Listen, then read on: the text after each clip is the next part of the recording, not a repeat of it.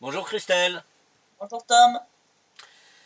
Nous arrivons au 57e SITREP, nous sommes le 16 septembre et ça recommence à chauffer sur le front. Hein, c'était pas, ça n'est jamais été froid hein, à aucun moment. À peine tiède, Voilà. Mais ouais, là on revoit une escalade. Même Alexander Hook de l'OSCE a d'ailleurs signalé l'augmentation récente des bombardements comme étant quand même un très mauvais signe. Ouais.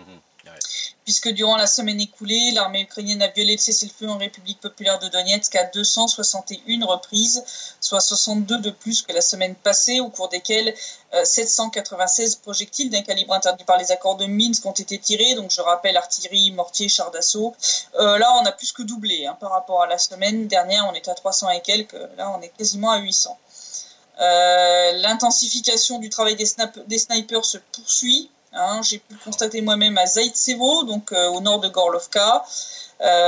J'étais partie dormir chez ceux qui sont actuellement ma seconde famille ici. Il y a eu quelques tirs, donc j'ai essayé de filmer avec ma caméra.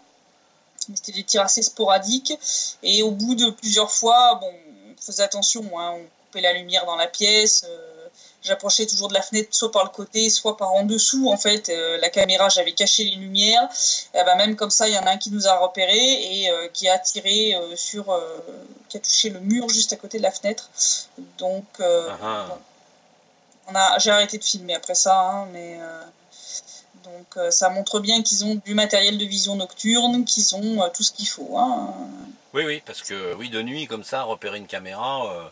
C'est forcément avec un amplificateur de lumière, au moins. Voilà. Si c'est pas même de l'infrarouge. De l'infrarouge, voilà, pour me détecter moi, parce que je te dis, j'approchais vraiment très discrètement, on avait éteint les lumières, enfin vraiment, normalement il n'aurait pas dû pouvoir me repérer. Durant les dernières 24 heures, il y a eu 27 violations du cessez-le-feu qui sont venues se rajouter, donc de la part de l'armée ukrainienne, je rappelle.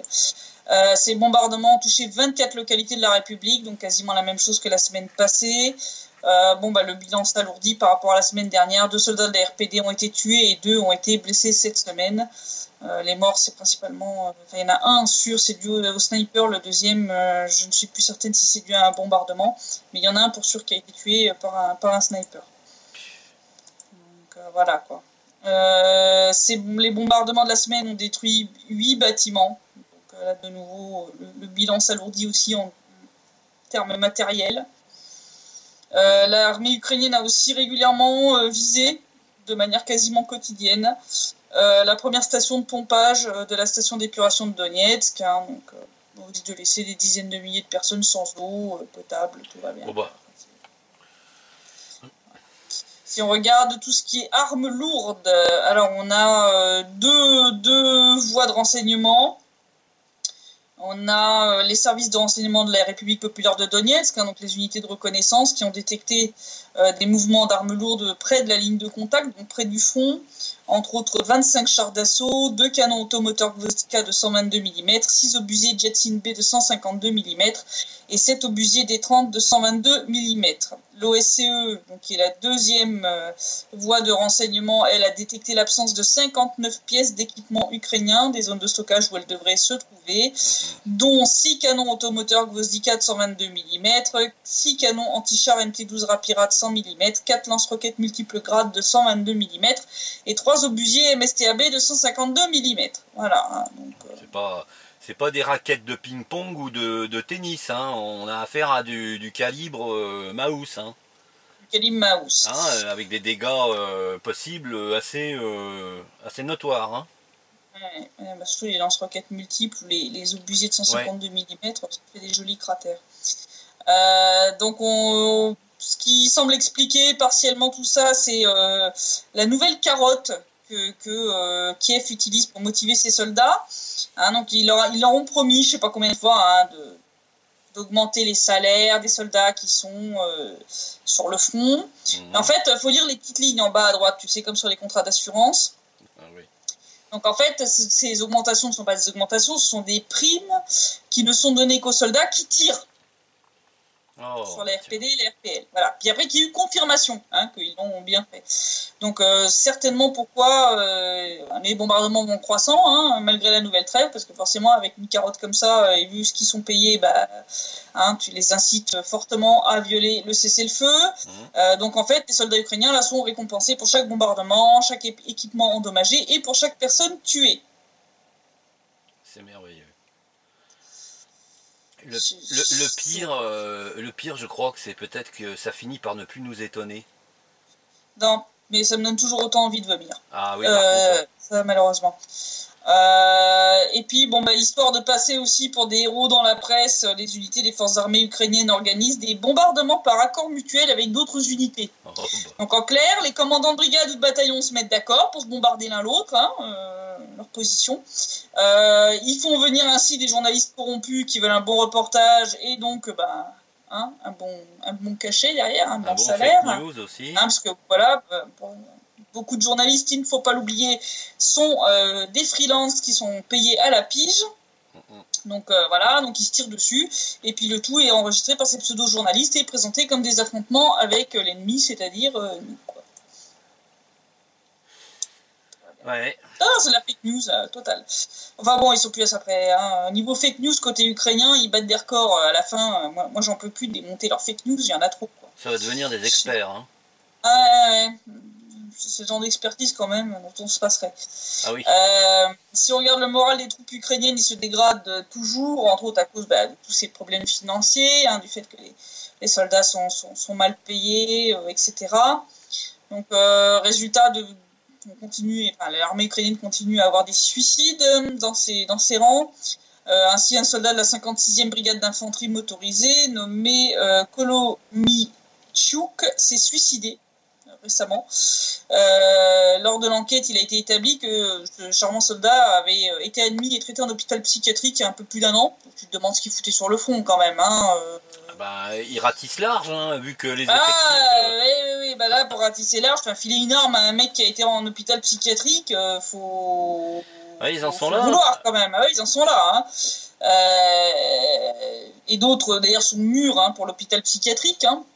Oui. Puisque certains soldats ukrainiens revenus de la zone de l'opération antiterroriste, comme ils appellent ça, pètent littéralement les plombs. Ainsi, l'un d'eux a tué de sang-froid à la mitrailleuse 2 de ses camarades de la 25e brigade aéroportée lors d'un entraînement sur polygone. Donc les 2 morts sont le sergent Ozerov et le soldat Timofeyev. Bien sûr, toutes ces morts ont été rapportées comme étant dues à des bombardements de l'armée de la RPD. Autre exemple, celui du caporal Krividenko et un sniper inconnu de la 2e compagnie du 18e bataillon de la 28e brigade mécanisée qui ont sauté sur une mine antipersonnelle installée par leurs camarades alors qu'ils avançaient vers leur position de combat en tant que paire de snipers. Donc les snipers sont toujours par deux. Ça c'est une situation banale parce que les soldats ukrainiens, comme on l'a déjà dit plusieurs fois, installent des pièges et mines un peu partout sans noter ça sur la moindre carte, sans prévenir les camarades, bref. Et avec un taux d'alcoolémie souvent excessif, donc ça aggrave la situation. Voilà, des fois ils se souviennent peut-être même pas qu'ils ont posé les mines, mais bon, le centre de presse de l'OAT n'a pas eu peur de présenter cette gabegie comme étant le résultat d'un bombardement à coups de mortier de la part des forces armées de la RPD. Donc non, pour les familles de ces 2 snipers, dont le caporal Krividenko, si vous regardez cette vidéo, non, il a sauté sur une mine ukrainienne. En tout cas, les forces de défense du Donbass ont bon dos. Ils ont le dos large. Parce que nous, on respecte le cessez-le-feu, par contre, parce que chez nous, les violations du cessez-le-feu, elles sont sévèrement punies. Les soldats qui, côté RPD ou RPL, violeraient le cessez-le-feu de manière injustifiée, c'est-à-dire pour autre chose que arrêter une attaque ou faire taire un bombardement intensif, c'est puni très sévèrement par le commandement. Donc, non, on ne tire pas à coups de mortier comme ça sur des snipers ou sur des positions ennemies, surtout quand les snipers sont pas encore installés, je veux dire. Ouais. Faut être quand même un peu logique. À côté de ça, les forces armées ukrainiennes se préparent activement à mener des sabotages en utilisant des groupes déguisés en soldats russes. Je le disais précédemment, donc beaucoup de groupes de snipers qui sont présents sur la ligne de front, avec des fusils à longue portée de type OTAN, entre autres dans les zones de Peski, donc pas loin de l'aéroport de Donetsk, et Chirokino, donc là c'est dans le sud, pas loin de Mariupol, où leur but est de provoquer les unités de la RPD à ouvrir le feu en retour, pour pouvoir dire « Ah, regardez, ils ont violé le cessez-le-feu ». Et donc, comme je le disais à Zaïtsevo, j'ai pu vérifier par moi-même que les snipers ukrainiens ont du bon matériel, y compris donc des optiques de vision nocturne. Voilà, tous ces petits groupes de snipers et de saboteurs sont entraînés par des instructeurs qui viennent, comme par hasard, du pays de l'OTAN. Voilà, c'est beau ce qu'ils leur enseignent. Tirer sur une maison civile. Oui. On a ce genre de choses aussi en Syrie maintenant, c'est presque une évidence que Daesh est soutenu par la coalition. Là, après qu'ils auraient fait évacuer 20 gars de Daesh à coups d'hélicoptère par les États-Unis, il n'y a plus rien. Donc finalement, entre la Syrie et le Donbass, c'est kiff-kiff maintenant. Blanc, bonnet blanc. La Russie, de son côté, continue d'ouvrir des dossiers pénaux pour crimes de guerre et génocide contre des officiels ukrainiens. On avait déjà parlé de ces poursuites qui avaient été lancées. Il y a un comité d'enquête spécial qui a été constitué en Russie pour enquêter sur les crimes qui sont commis par l'armée ukrainienne dans le Donbass. Ils ont ainsi ouvert des dossiers pénaux contre le ministre de la Défense ukrainien, Stepan Poltorak, 4 de ses assistants, le chef de l'état-major, Viktor Moujenko, et 15 officiers de haut rang, donc en lien avec tous ces crimes commis contre les citoyens du Donbass. Il est suspect d'avoir utilisé des moyens et méthodes de guerre interdits et ils sont aussi accusés de génocide. Donc ils seront bientôt placés sur une liste de personnes recherchées. Donc c'est bien la liste des futurs accusés pour le tribunal pénal international se rallonge. Merci à la Russie de faire ce travail à la place de l'ONU, de la CIJ, de la Cour européenne des droits de l'homme qui eux font la sieste. Ouais, une sieste à rallonge, oui. Ouais. Ils pourront y rajouter d'ailleurs les derniers crimes des soldats ukrainiens, comme cette information qui est tombée aujourd'hui, le viol d'une étudiante mineure à Rubezhnoye dans l'oblast de Lugansk, donc dans la zone qui est occupée par l'armée ukrainienne. Le crime a été rapporté par la mère de la jeune fille qui a appelé donc la hotline du ministère de l'Intérieur de la RPL qui est prévue à cet effet. Sa fille, qui est étudiante à l'école technique industrielle et pédagogique de la ville, est allée voir une camarade le 7 septembre à 18h pour prendre des notes et elle n'est pas revenue ce jour-là. Donc sa mère a appelé sa camarade qui lui a dit que sa fille avait quitté son domicile à 20h. La mère a couru au commissariat de police et ils lui ont dit d'attendre 3 jours et que seulement alors il déposerait un rapport sur l'absence de sa fille. Bon, 3 jours pour une mineure... Oui. C'est intéressant comme concept. Le vendredi matin, en fait, sa fille est rentrée à la maison, ébouriffée, en larmes, tous ses vêtements dans un état, je te laisse imaginer. Elle a fini le soir par raconter à sa mère ce qui lui était arrivé. Donc, en fait, elle a rencontré 2 soldats ukrainiens qui étaient sous. Donc, ils l'ont attrapée, ils l'ont entraînée dans le sous-sol d'un service incendie qui est abandonné, donc une caserne de pompiers, et l'ont violée pendant toute la nuit. Donc les employés du service de police de Rubezhnoye ont refusé de prendre la plainte pour viol. Le chef du département a déclaré, je cite, c'est ce qu'il a sorti à sa mère, votre fille a malmené les militaires et maintenant elle doit faire face aux conséquences. Je crois qu'on va mettre une annotation juste avant pour conseiller aux gens qui nous regardent d'avoir un sac plastique à proximité pour vomir. Ou un seau ou une bassine pour gerber. Ouais, parce que là, franchement, voilà comment ils font. Voilà. Donc, je te laisse imaginer le nombre de viols qui n'ont jamais été enregistrés, qui donneront lieu à jamais aucune plainte. Voilà, ces mecs-là vont s'en sortir les doigts dans le nez. Tout va bien, tout va bien. Ouais. Voilà. Après, ces gens-là sont présentés comme des libérateurs. C'est beau, quand même, des libérateurs comme ça. Ouais. J'ai avec des libérateurs comme ça, le Donbass n'a pas besoin d'occupants. Ah oui, c'est clair. Et puis pour envisager un retour du Donbass en Ukraine, je crois que c'est encore plus improbable, là, avec ce genre de truc. Si on regarde l'évolution générale de la situation en Ukraine, alors ce qui a marqué cette semaine, c'est le fait qu'à Kiev, pendant ce temps-là, plus ça va, et puis la politique ukrainienne ressemble à un mauvais remake de la fameuse série Game of Thrones. Donc ceux qui connaissent pas, je les encourage à aller voir sur Wikipédia. Parce que bon, entre les rebondissements, les coups de poignard dans le dos, les retours de personnages qu'on croyait politiquement morts, tout y est, mais en moins divertissant quand même. Donc le dernier rebondissement en date de dimanche dernier, de ce cher Mikhail Saakashvili.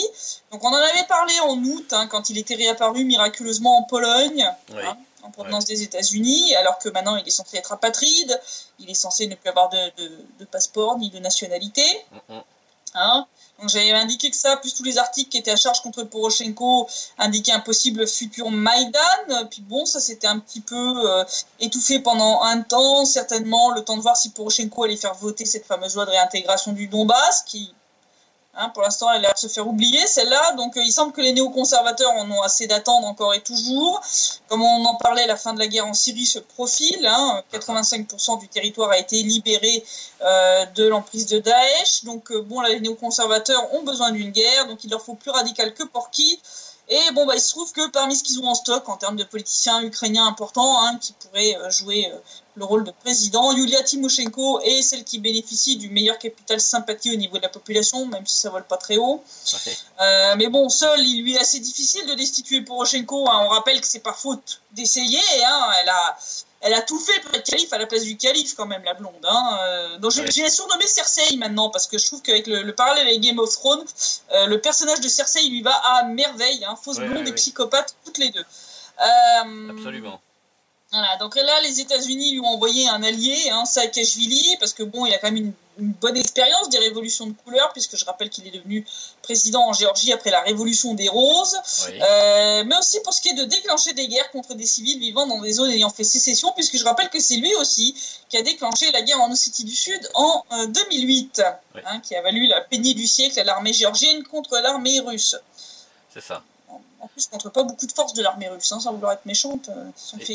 Il avait osé bombarder des civils à coups de canon. À Tsinghvali, en pleine nuit, à 22-23 heures, ils avaient bombardé des casques bleus russes qui étaient là sur mandat de l'ONU, qui sont morts, protéger l'Ossétie du Sud. Il y a eu beaucoup de morts. On voit le genre d'expérience dont bénéficie cet allié Tymoshenko. Quand tu vois l'expérience du Gugus, tu as compris vers quoi on se dirige. Ouais. Et puis effectivement, cette liberté de mouvement qui est assez stupéfiante pour quelqu'un qui n'a plus de patrie, parce qu'il est recherché il est recherché par la Géorgie, qui a lancé un mandat d'arrêt international contre lui, et qui a demandé d'ailleurs son extradition à l'Ukraine. Donc le 10 septembre, pour ceux qui n'auraient pas suivi l'affaire, après des péripéties, ça va m'orchestrer, parce que bon, c'est un bon communicant, Saakashvili, il a réussi à rentrer en Ukraine par la force, donc il s'est pointé à un poste frontière. Et avec l'aide de Yulia Tymoshenko, du maire de Lvov, de ses partisans, mais aussi de membres et du chef du bataillon ultranationaliste Donbass, donc ce cher Semyon Semyonchenko, qui est encore un beau néo-nazi celui-là aussi.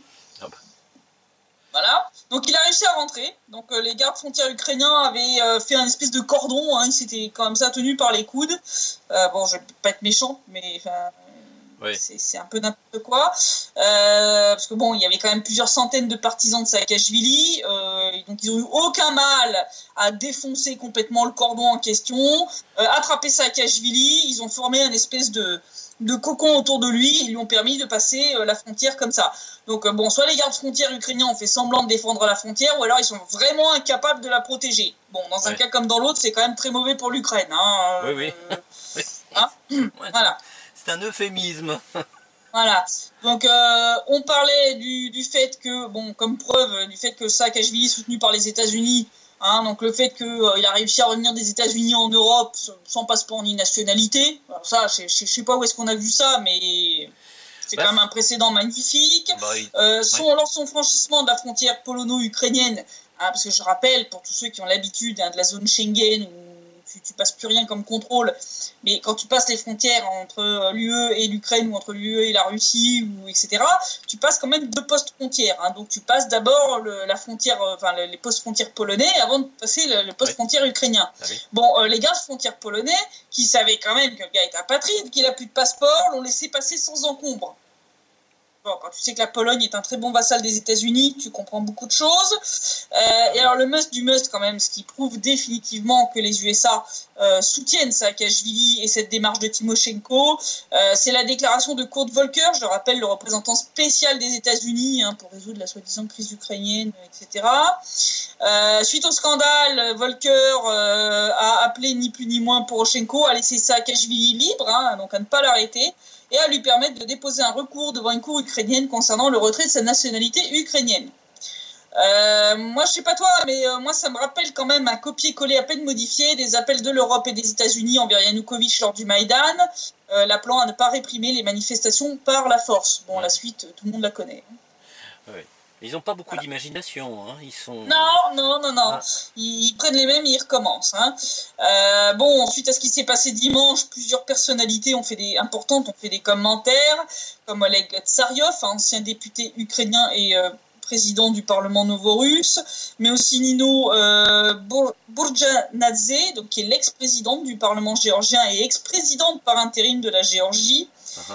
Bon, les deux ont déclaré ouvertement que Poroshenko a perdu le contrôle du pays, que ses jours sont comptés. Tsaryov a aussi indiqué que ce cher Kolomoïski est clairement dans le coup, puisque c'est lui qui finance le bataillon Donbass. Il a signalé qu'une rencontre entre plusieurs politiciens ukrainiens et Igor Kolomoïski avait eu lieu en Sardaigne cet été, au mois d'août. Donc ils ont dû magouiller tout ça pendant cette petite réunion au sommet. Oui. Donc Kolomoïski, pour ceux qui ne savent pas, Igor Kolomoïski, qui est un oligarque ukrainien qui est en conflit ouvert avec Poroshenko. Je veux dire, c'est une guerre des oligarques en Ukraine. Alors si tu me permets, je vais même aller plus loin, c'est que il est ukraino-israélien, c'est-à-dire ukraino-israélien, voilà. Il est juif sioniste, enfin juif. Quand tu finances des bataillons néo-nazis, je pense que là sa religion. Oui. Mais c'est symptomatique d'un certain type de sioniste, qui se qualifie de juif, comme BHL, et qui en fait fricote avec finalement des gens qui sont très proches de la doctrine qui a massacré des millions de juifs en Europe centrale. Pendant la Seconde Guerre mondiale. Voilà, donc c'est des gens, ça étouffe pas plus que ça, de s'allier avec ces gens-là. Comme je dis toujours, la seule religion de ces gens-là, en réalité, c'est le dieu pognon. Sans doute. Je crois que c'est plus honnête de dire les choses comme ça. Sans doute. Pour Tsaryov, Timoshenko utilise Saakashvili comme un bélier pour renverser Poroshenko, là où elle a échoué toute seule. Sachant que le bataillon Donbass fait partie, comme beaucoup de ces bataillons néo-nazis, de la garde nationale ukrainienne. En clair, cette dernière n'obéit plus à Poroshenko. Donc là, effectivement, on a l'impression que le président ukrainien perd littéralement le contrôle du pays. Nino Burjanadze, donc l'ex-présidente du Parlement géorgien, va plus loin. Elle implique ouvertement les États-Unis dans cette affaire. Je cite, « L'incident a brillamment montré que derrière Saakashvili se trouvent les agences de renseignement américaines. Cette opération a été planifiée et protégée par eux du début jusqu'à la fin. » Bon. Je suis pas sûr qu'on puisse la traiter de complotiste, la madame, quand même. Non. Puis de toute façon, à force, si tu veux, il y a tellement d'éléments qui commencent à transpirer de partout que, je veux dire, après, ça devient une évidence. Ça devient une évidence, voilà. Donc, ils ont été rejoints par Sergei Belachko, directeur de l'agence de communication sociale à Kiev, qui a fait une déclaration quasiment identique, confirmant l'analyse de Tsaryov. Pour lui, SBU, garde nationale, garde frontière, ministère de l'Intérieur. Pour lui, Poroshenko ne contrôle presque plus rien. Les seuls qui ont l'air de rester fidèles à Poroshenko sont les gestionnaires du site Mirodvorets, où je me trouve, je rappelle. Le site qui soi-disant s'appelle les pacificateurs, qui contient ce qu'ils appellent le purgatoire, qui est une zone dans laquelle ils mettent les données personnelles de tous les gens qu'ils ont confiés, qui sont considérés comme des dangers pour la sécurité de l'Ukraine, donc séparatistes, terroristes, voilà, et gens qui franchissent la frontière illégalement. Donc à cause de ça, ils ont ajouté Timoshenko et Saakashvili dans le purgatoire. Voilà, donc ils se retrouvent aux côtés de Zakharchenko et de moi-même. Bon. C'est un peu bizarre, mais bon. Dans le même temps, un des partisans de Saakashvili a annoncé des arrestations massives parmi tous ceux qui avaient aidé l'ex-président géorgien à franchir la frontière. Il semble donc que Poroshenko contrôle encore une partie de la police. certainement grâce au fait qu'Avakov, le ministre de l'Intérieur, s'est mis plutôt de son côté. Hein. Il a d'ailleurs réglé ses comptes sur Twitter avec Arseniy Yatsenyuk après que ce dernier ait apporté son soutien à Saakashvili. Bah, en même temps, entre agents de la CIA, c'est logique hein, qu'ils se dans les hein. pattes. Ouais, vraiment. Donc voilà, ils se tirent surtout dans les pattes. Donc c'est assez épique. Donc quand je dis, ça ressemble vraiment à Game of Thrones. Hein. C'est vraiment ça. Hein. Et là, de manière assez bizarre, assez étrange. Hein. Je rappelle que le site Mirodvorets existe depuis 3 ans quand même. Hein. Il a permis d'assassiner des dissidents et journalistes comme Oles Bouzina, que ces gens qui gèrent ce site ont quand même lancé un contrat sur la tête de Graham Phillips. Jusqu'ici, tout le monde s'en foutait. Hein. Et là, d'un seul coup, l'ONU se réveille. Et le 12 septembre, lors de la sortie de son nouveau rapport sur les violations des droits de l'homme en Ukraine, demande à Kiev d'enquêter de manière efficace sur ce site et d'y faire disparaître les données personnelles des gens qui s'y trouvent. Bah, de toute façon, on savait l'ONU, si tu veux... très entre les mains de Washington, hein. On savait que l'ONU était instrumentalisée. Là, on a quand même l'impression que l'ONU cherche à aider Saakashvili et Timoshenko en faisant disparaître leurs fiches du site purement et simplement, quand même. Parce que bon, ça fait 3 ans que l'ONU, comment dire, de manière polie, roupille, voilà, hein, sur ce dossier, alors que ce site est quand même responsable de la mort de plusieurs dissidents. Là, le lendemain de l'ajout de ces 2 agents américains en Ukraine, hein, parce que moi j'appelle un chat un chat, là d'un seul coup il se réveille et demande de faire le ménage. Bon, je sais pas pour toi, hein, moi j'ai cessé de croire aux coïncidences depuis longtemps, hein, en même temps que les petits lutins et le Père Noël. Oui, c'est évident là. Je crois que faudrait d'une naïveté crasse pour continuer à croire les balivernes de ces gens-là, quoi. Déjà, voilà. Hein, Et pendant ce temps-là, les députés de l'opposition à Kiev essayent de rassembler des signatures pour obtenir la destitution de Poroshenko. Donc c'est la énième initiative dans ce sens. Sauf que cette fois, c'est pas seulement des gens comme Timoshenko, c'est des gens comme Evgeny Mourayev, donc ce député qui venait du parti de Yanukovych. Donc là, il y a des clans en plus qui viennent essayer de destituer Poroshenko. Donc je pense que ça va finir par aider de manière certaine Timoshenko à renverser le calife et prendre sa place. Donc comme on peut le voir en Ukraine, le jeu des trônes continue et comme dans la série éponyme, les morts dus à ce jeu macabre continuent de s'accumuler dans l'indifférence des protagonistes qui se battent actuellement pour le pouvoir, mais aussi des instances internationales comme l'ONU qui en ont rien à faire.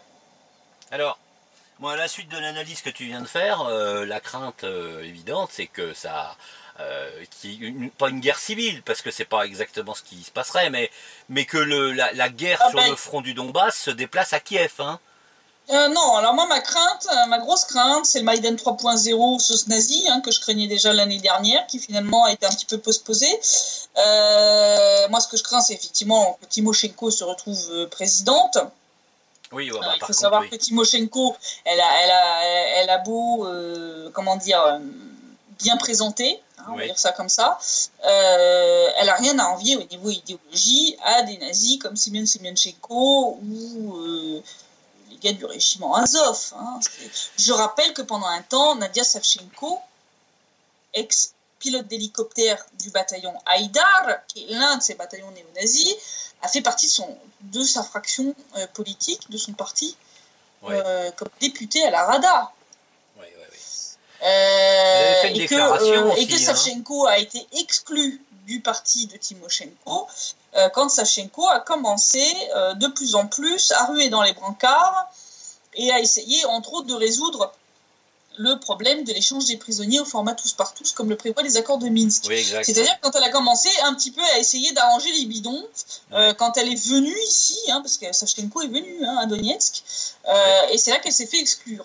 Donc on voit bien que le but de Timoshenko n'est pas du tout de résoudre le conflit dans le Donbass par la manière douce, mais par la manière forte.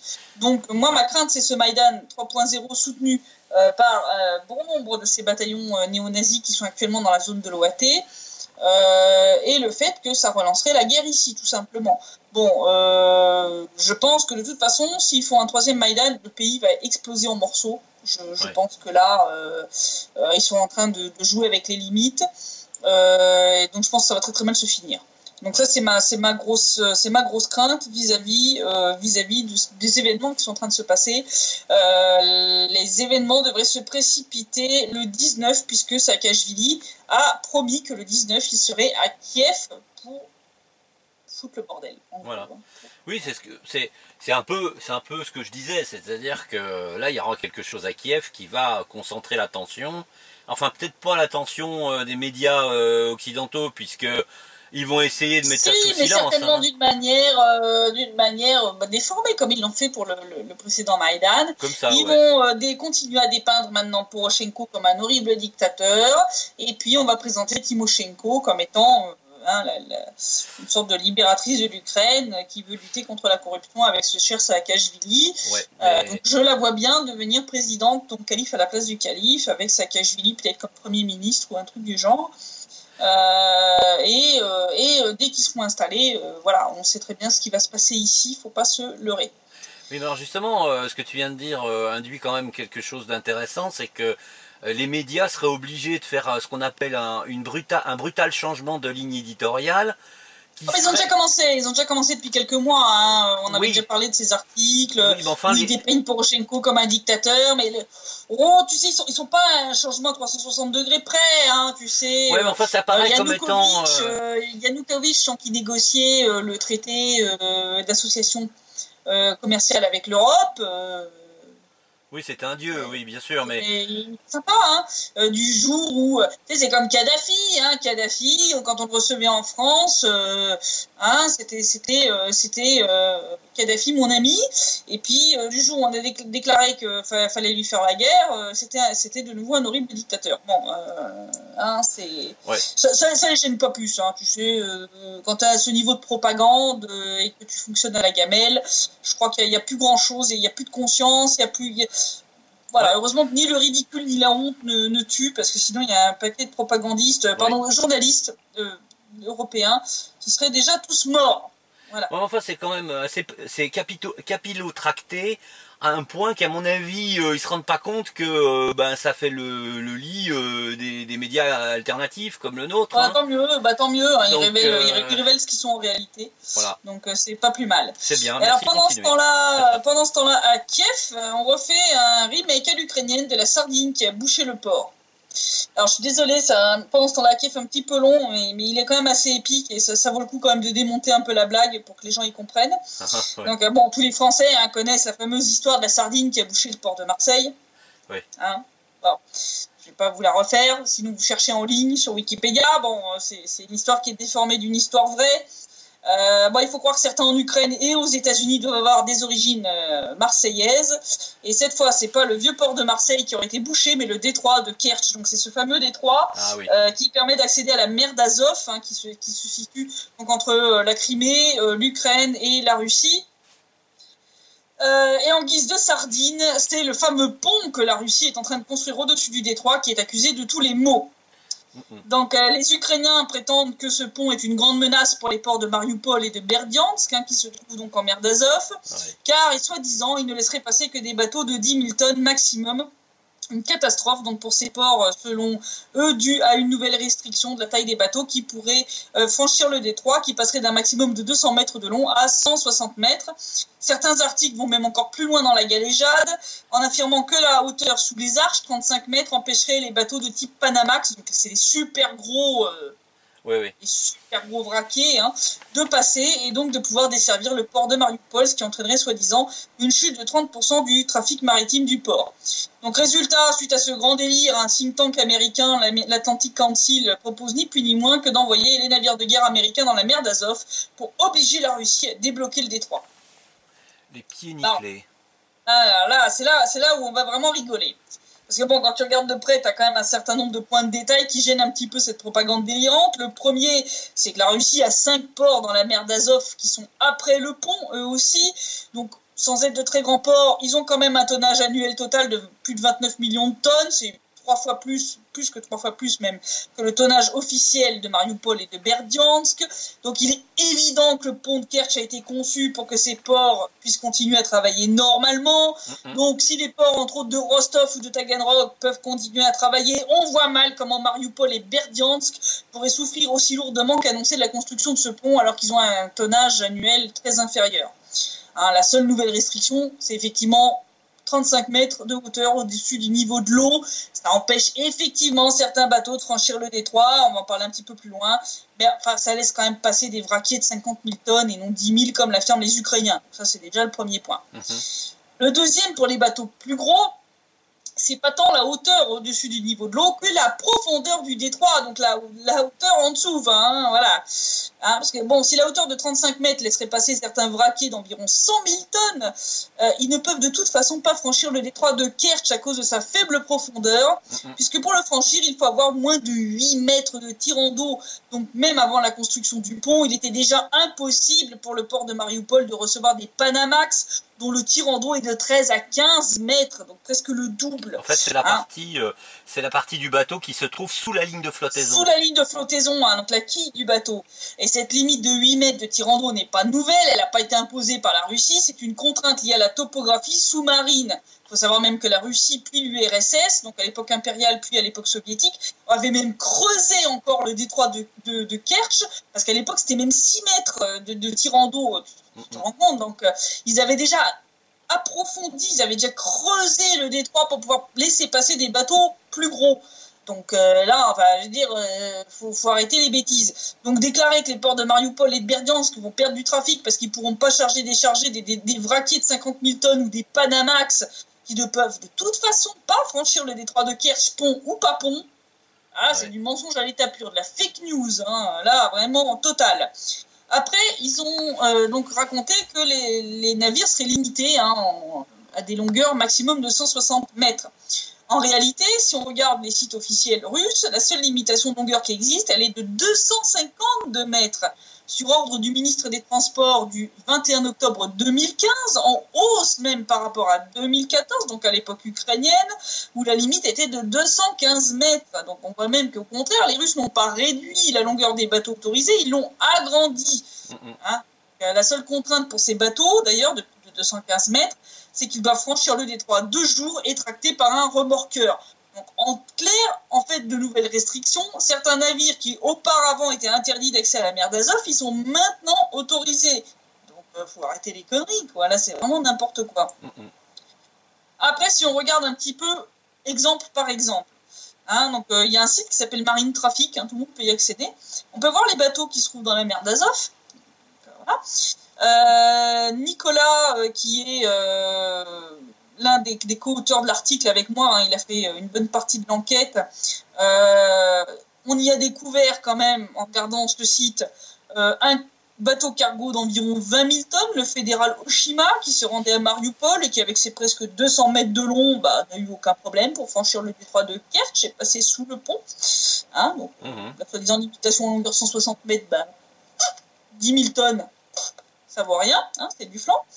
Le must du must, quand même, ça a été le bateau Esra C, que les médias ukrainiens comme Strana.ua avaient mentionné comme exemple de navire bloqué par la soi-disant nouvelle limite de 160 mètres, hein, puisqu'il fait 175 mètres de long et presque 20 000 tonnes de chargement.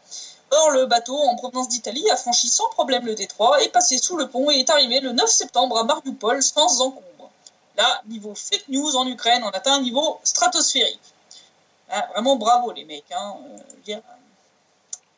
évitez de mentionner des exemples précis comme ça, parce que c'est ridiculisé là. Disons qu'ils escomptent que les gens n'aillent pas dans les détails. Regarder.